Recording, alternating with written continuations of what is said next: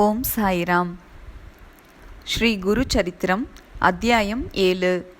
திகம்பரா திகம்பரா ஸ்ரீபாத வல்லப திகம்பரா.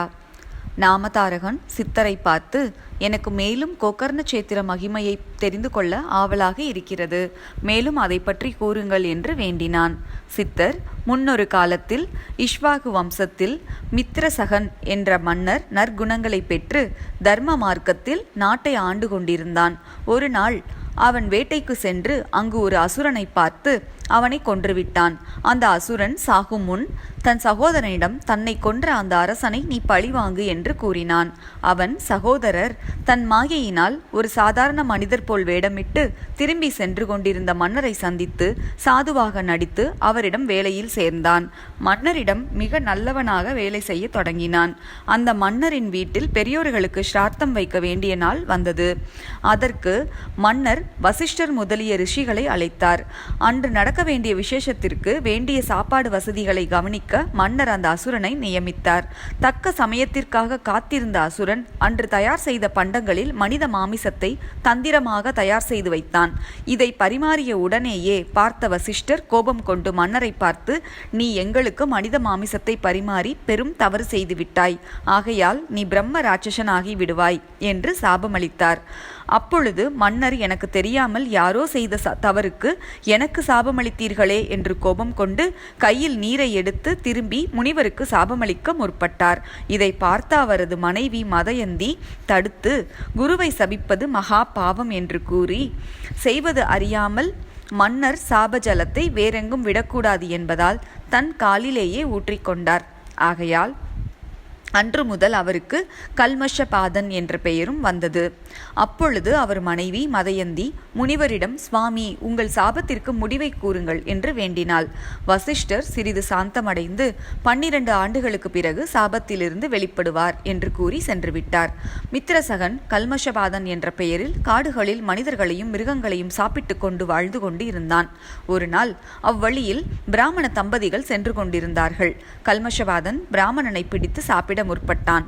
அதை பார்த்த அவர் மனைவி கல்மஷபாதன் காலில் விழுந்து, வேண்டுமானால் என்னை கொன்று சாப்பிடு, புருஷன் இல்லாமல் விதவையாக வாழ்வது கடினம், வேதங்களை நன்கு அறிந்த இவரை சாப்பிடுவதால் உனக்கு பாவம்தான் வரும், என்னை உன் மகளைப் போல நினைத்துக்கொள், எங்களை விட்டுவிடுங்கள் என்று எவ்வளவோ மன்றாடினாள். இதை எதையும் அவன் கேட்காமல் அந்த பிராமணனை சாப்பிட்டு விட்டான்.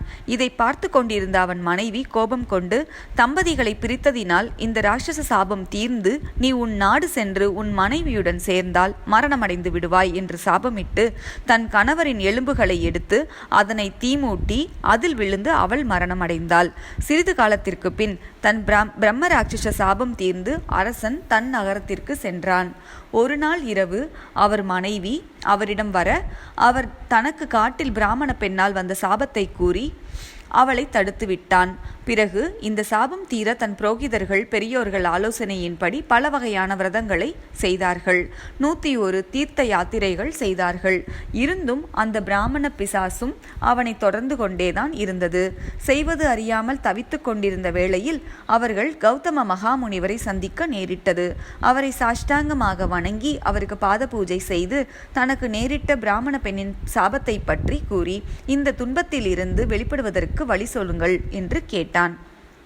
இதை கேட்ட கௌதம முனிவர் அரசரை பார்த்து, நீ பயப்பட வேண்டாம், எல்லா பாவங்களை தீர்க்கும் மகேஷனின் கோகர்ண சேத்திரம் இருக்கிறது.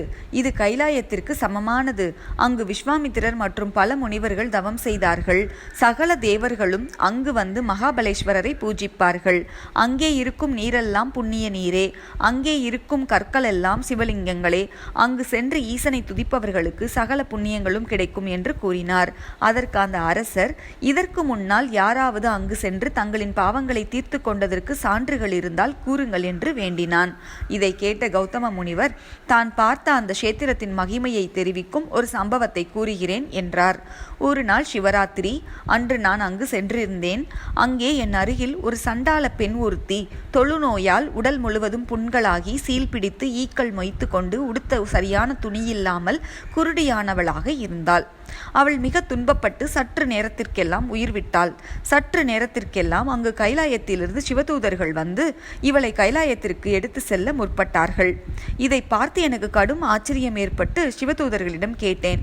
இவளை பார்த்தால் யாதொரு புண்ணியமும் செய்தவள் போல தோன்றவில்லையே, உலகிலுள்ள எல்லா பாவங்களையும் செய்திருப்பது போலல்லவா தோன்றுகிறது. இவள் எப்படி கைலாயம் போக முடியும்? இவள் கைலாயம் செல்ல என்ன செய்தாள் என்பதை எனக்கு விவரமாக கூறுங்கள் என்று கேட்டேன்.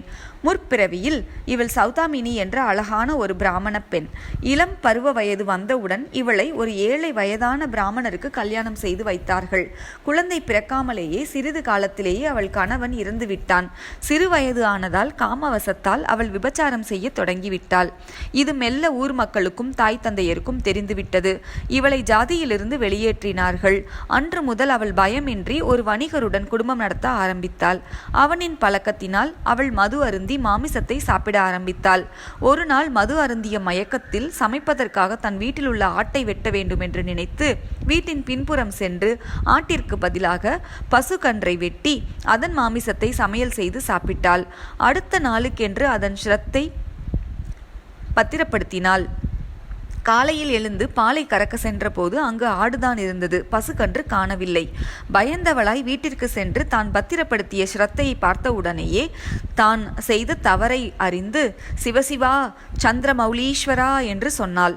தன் கணவன் வந்த உடனேயே தாய் செய்த தவறை மறைப்பதற்காக கன்றை புலி தின்றுவிட்டது என்று பொய் சொன்னாள். இது போல அவள் பல பாவங்கள் செய்தாள். இறந்த பின் அவளை நரகலோகத்திற்கு கொண்டு போனார்கள்.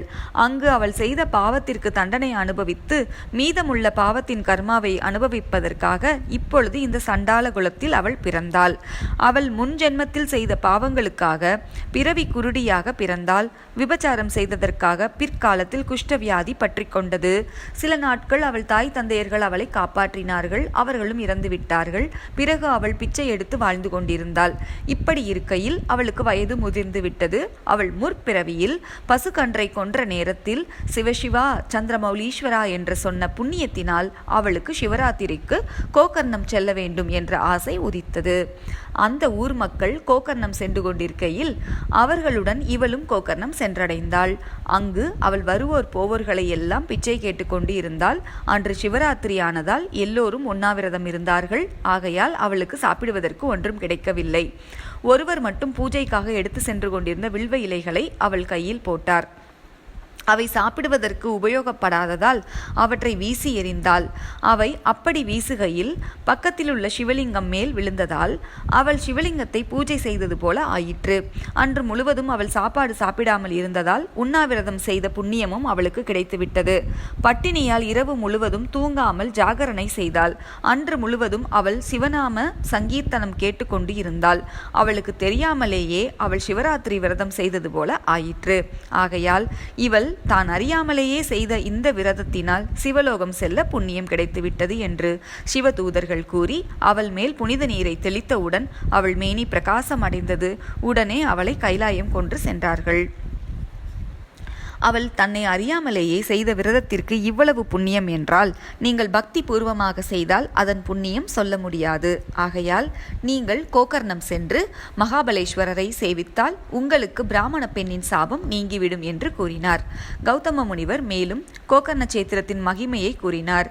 சிவ புண்ணிய தலங்களில் மேன்மையானது கோகர்ணம். இந்த தலத்தை பார்த்து மற்றும் நினைத்துவிட்டால் எல்லா பாவங்களும் தீர்ந்துவிடும். இங்கு இந்திராதி தேவர்கள் எல்லாம் தவம் புரிந்து சிவனுடைய அருளினால் தாங்கள் விரும்பியதை பெற்றுவிட்டார்கள். அங்கு பிரம்மா, விஷ்ணு, இந்திரன் எல்லா தேவர்களும், சூரியன், சந்திரன், 8 வசுவுகள், மகாபலேஸ்வரருக்கு கிழக்கு திசையிலும் யமதர்மர், சித்திரகுப்தன், அக்னி, 11 ருத்ரர்கள், பித்ருதேவர்கள் தெற்கு திசையிலும், குபேரர், பத்ரகாளி, வாயு, 7 மாதர்கள் வடக்கு திசையிலும், விஸ்வாவசு, சித்திரரதர் மேற்கு திசையிலும் இருந்து அவரை உபாசனை செய்து கொண்டிருந்தார்கள்.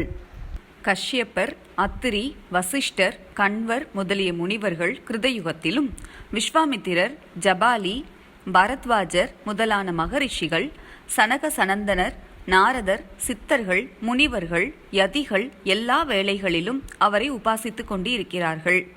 ராவணன் முதலான அரக்கர்களும் இங்கு வந்து தவம் புரிந்து வரங்களை பெற்றார்கள். இங்கு செய்யும் தவம், ஆன்மீக பயிற்சி பல மடங்கு நல்ல பலன்களை கொடுக்கும் என்றும் கூறினார். கௌதம முனிவரிடம் அனுமதி பெற்று மித்திரசகன் தன் மனைவியுடன் கோகர்ணம் சென்று மகாபலேஸ்வரரை சேவித்து சாபத்திலிருந்து விடுதலை பெற்றான். நாமதாரகரே, கோகர்ண சேத்திரம் இவ்வளவு சக்தி வாய்ந்தது என்பதால் ஸ்ரீபாத ஸ்ரீவல்லவர் அங்கு 3 வருடங்கள் இருக்க நேர்ந்தது. அவதூத்த சிந்தனா ஸ்ரீ குருதேவ தத்தா. அத்தியாயம் 7 முடிவுற்றது.